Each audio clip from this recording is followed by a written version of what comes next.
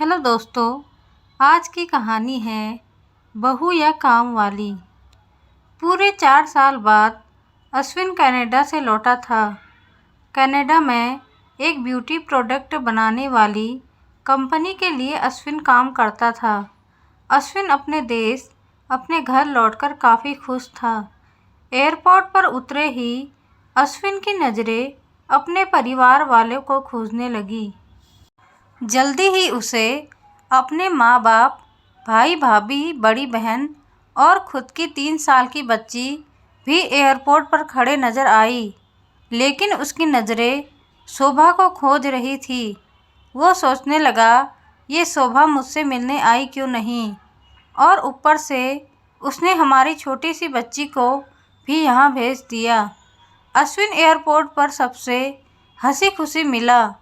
फिर उसने शोभा के बारे में पूछा तो उसकी दीदी बोल पड़ी, भाई वो घर पर ही है, तुम्हारे लिए खाना तैयार कर रही है। वह तो आज ही तुम्हारे आने की खुशी में काम करने लगी है, वरना वो कोई काम करती कहाँ है। अश्विन ने अपनी बेटी को प्यार से उठा लिया, लेकिन उसकी बेटी उसे देखकर रोने लगी। लाओ मुझे दो बच्ची को, वह तुम्हें काफ़ी दिनों बाद देख रही है ना, इसलिए पहचान नहीं पा रही होगी, कहते हुए दीदी ने बच्ची को अपने पास ले लिया। सभी टैक्सी में बैठकर अपने घर की तरफ रवाना हुए। अश्विन अपने परिवार से मिलकर खुश था, लेकिन ये बात कि शोभा उसे एयरपोर्ट पर मिलने नहीं आई, उसे काफ़ी परेशान कर रही थी। वो सोचने लगा, क्या खाना बनाना इतना ज़्यादा ज़रूरी था, मुझसे मिलने से भी ज़्यादा, और वो भी तब जब मैं 4 साल बाद वापस आया हूँ। इन्हीं ख्यालों में घर तक का आधा रास्ता बीत गया। अब उसकी बच्ची उसे देखकर रो नहीं रही थी, इसलिए अश्विन उसके साथ खेलने लगा। बाकी का आधा रास्ता भी खत्म हुआ और सब घर पहुंच गए। गाड़ी की आवाज़ सुन शोभा बालकनी में आकर खड़ी हो गई और अश्विन की तरफ देखने लगी। अश्विन भी जैसे ही गाड़ी से उतरा, उसने पहले दरवाजे की तरफ और बाद में बालकनी की तरफ नज़रें घुमाई, जैसे वह शोभा को ही देखना चाहता हो। अश्विन से नज़रें मिलते ही शोभा के चेहरे पर मुस्कान झलक पड़ी। अश्विन भी उसे देखकर हल्के से मुस्कुरा दिया। सभी घर के अंदर गए। शोभा सबके लिए पानी लेकर आई और सभी को पानी देने के बाद फिर से किचन में चली गई चाय बनाने के लिए। थोड़ी देर तक सभी परिवार वालों से बातें करने के बाद अश्विन शोभा को बुलाने लगा। माँ ने उसे बीच में टोकते हुए कहा, रहने दो उसे, किचन में थोड़ा काम कर लेने दो, बाद में अपने आप आ जाएगी, तुम बैठो यहाँ मेरे पास। वैसे भी कहाँ काम ज़्यादा करती है वो।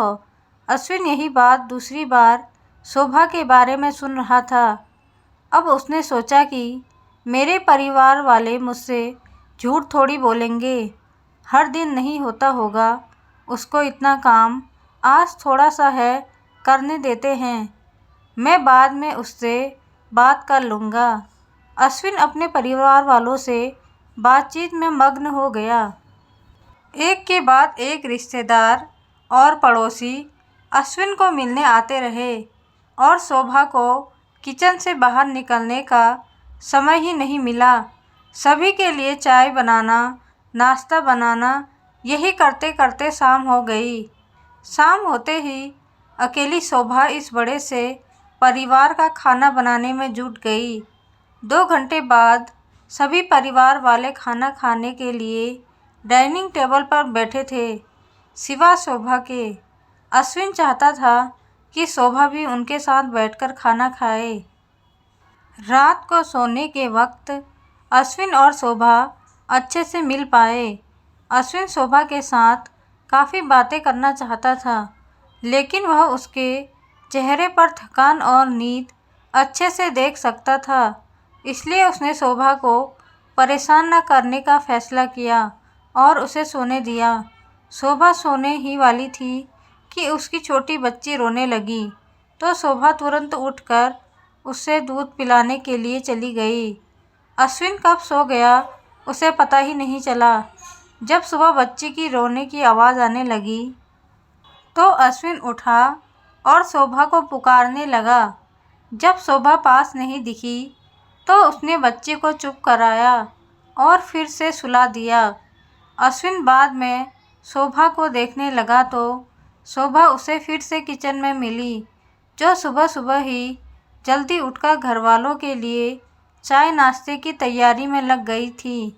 अब अश्विन सोचने लगा, माँ और दीदी तो कहती थी कि शोभा ज़्यादा काम नहीं करती, लेकिन जो मैं देख रहा हूँ वो तो कुछ और ही है। अश्विन अब समझ गया था, पर वो अपनी माँ को ऐसा नहीं बोल सकता था कि शोभा से ज़्यादा काम न कराया करो। इसलिए अब उसने खुद ही शोभा की मदद करना शुरू कर दिया था। अश्विन के हाथ बटाने से शोभा को थोड़ा अच्छा लगने लगा था। पहले जहाँ उसका चेहरा थकान से उतरा रहता था, अब उस पर थोड़ी थोड़ी चमक आने लगी थी। अश्विन ने कुछ दिनों में ही ये महसूस कर लिया था कि शोभा अब वो शोभा नहीं रही थी जिसे अश्विन शादी करके लाया था। वो तो कोई और थी, जो तोते की तरह बोलती थी, और ये शोभा तो बिल्कुल चुप है, गुमसुम है। ऐसा लगता है जैसे किसी के दबाव में हो, किसी डर की वजह से सहमी हुई हो। अश्विन शोभा को उसके काम में और ज़्यादा मदद करने लगा। अश्विन का ऐसा व्यवहार अब घरवालों को खटकने लगा। घर के सभी बड़ों और उसकी दीदी ने मिलकर अश्विन को समझाया, तुम अपनी बीवी की मदद करते हो, उससे हमें कोई ऐतराज़ नहीं है, लेकिन तुम्हें भी एक हद तक ही ऐसा करना चाहिए। जब तक कोई तुम्हें ऐसा करता न देख रहा हो तब तक सब ठीक है, लेकिन जब कोई तुम्हें बीवी के होते हुए बर्तन धोते देखे तो वो अच्छा थोड़ा ही लगता है। और सोचो, आगे चलकर शोभा को तुम्हारे हेल्प की आदत लग गई तो तुम्हारा अपना काम में ध्यान लगाना मुश्किल हो जाएगा। अश्विन से ही हमेशा परिवार वालों की बात मानता आया था। जिस तरह से सब ने अश्विन को समझाया था, अश्विन भी उनकी बातों में आ गया। अब अश्विन शोभा की मदद करने से कतराता था। कभी कभार वह बच्ची के लिए दूध गर्म कर लिया करता, उससे ज़्यादा कुछ नहीं। घरवालों ने अश्विन को विदेश जाने से मना कर दिया और कहा कि यहीं पर कुछ काम कर लो। अश्विन ने अब घर से ही ब्यूटी प्रोडक्ट ऑनलाइन बेचना शुरू कर दिए। उसका परिवार भी बढ़ गया। अब उसे 2 बेटियां और एक बेटा था।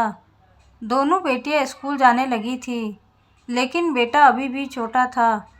जितना अश्विन कमाता था उतना सबके लिए काफ़ी न था।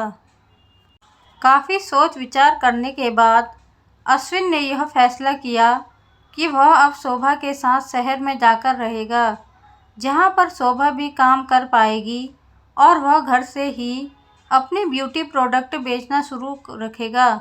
इस तरह से वे अपने पैसों की तंगी को पूरा करेंगे। परिवार वालों ने भी अश्विन को इजाज़त दे दी। अश्विन चाहता था कि माँ भी उसके साथ रहे, लेकिन माँ को शहर में आना मंजूर न था। माँ बड़े भाई के साथ रहने लगी। शहर में अब शोभा नौकरी करती और अश्विन घर से ही ऑनलाइन अपने प्रोडक्ट बेचता। कई साल ऐसे ही बीत गए। शोभा घर का काम और बाद में बाहर का काम करके पहले से भी ज़्यादा थकी थकी रहने लगी।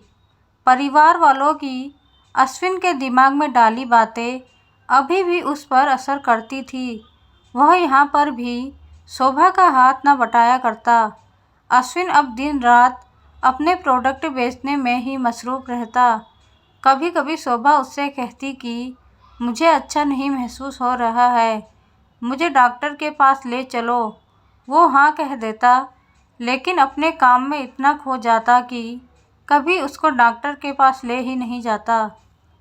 शोभा तो बीमार थी, लेकिन एक बार अश्विन बहुत ज़्यादा बीमार हो गया। इतना बीमार हो गया कि उसे अस्पताल में भर्ती करवाना पड़ा। अस्पताल में अश्विन के पास सिर्फ शोभा थी और कोई नहीं। इतना बीमार होने के बाद भी उसके परिवार वाले सिर्फ उससे मिलकर वापस अपने घर चले गए थे। उसका सहारा बनने के लिए, उसकी तकलीफ बांटने के लिए कोई भी उसके साथ नहीं था। बिस्तर पर पड़े और शारीरिक तकलीफ से गुजर रहे अश्विन को अपनों का ऐसा व्यवहार बहुत तकलीफ दे रहा था। फिर वह सोचता कि उसने भी तो शोभा के साथ जिंदगी भर यही किया है। क्या वो शोभा का जीवन साथी सिर्फ नाम का ही नहीं था? जब साथ देने की बारी आती थी तो उसने दूसरों के बहकावे में आकर उससे किनारा कर लिया था। यहाँ तक कि शोभा के खुद अपने मुंह से कहने के बाद भी उसकी तकलीफ को वो नज़रअंदाज करता आया था। अश्विन को अब अपना दर्द शोभा के दर्द के आगे मामूली सा लगने लगा। उसके दर्द को न बांटकर उसने बहुत बड़ा गुनाह किया हो, ऐसा उसे लगने लगा। पश्चाताप के आंसू अश्विन की आंखों से बहने लगे। उसने अपनी सारी गलतियों और गुनाहों के लिए शोभा से माफ़ी मांगी।